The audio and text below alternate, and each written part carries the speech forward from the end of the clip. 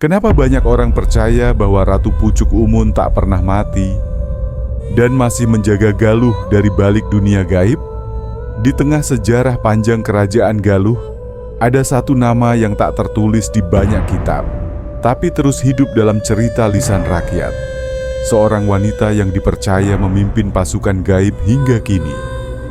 Ratu Pucuk Umun adalah sosok perempuan sakti yang disebut-sebut berasal dari garis keturunan Raja-Raja Sunda Galuh.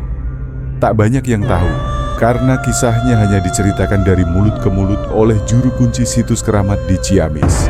Ia dikenal sebagai pendekar wanita yang memiliki kesaktian langka.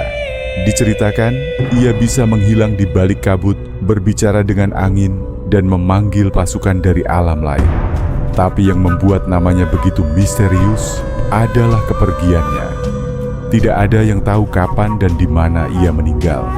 Bahkan petilasan atau makamnya pun tak pernah ditemukan. Sebaliknya, banyak orang yang berziarah ke daerah hutan atau bukit-bukit di Ciamis mengatakan merasakan kehadiran wanita berjubah putih yang memberi mereka penglihatan atau mimpi. Sampai sekarang, juru kunci di daerah Galuh percaya Ratu Pucuk Umun belum pernah benar-benar pergi. Ia masih menjaga tanah kelahirannya dari balik batas dunia kasat mata.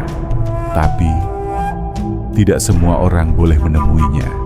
Hanya mereka yang benar-benar bersih niat dan hatinya yang bisa melihat wujudnya. Kamu pernah dengar nama Ratu Pucuk Umun? Atau mungkin kamu pernah ngalamin hal aneh saat ke daerah Galuh?